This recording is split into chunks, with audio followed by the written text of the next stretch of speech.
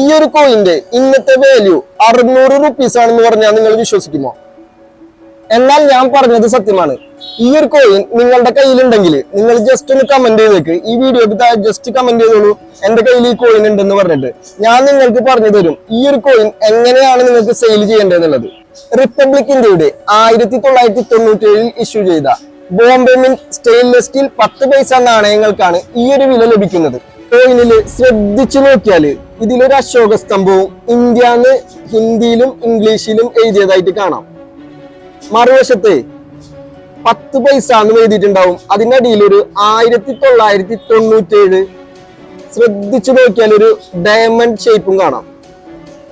1988 മുതൽ 1998 വരെയാണ് ഈ ഒരു 10 പൈസ സ്റ്റെയിൻലെസ് സ്റ്റീൽ നാണയങ്ങൾ പുറത്തിറങ്ങിയത്.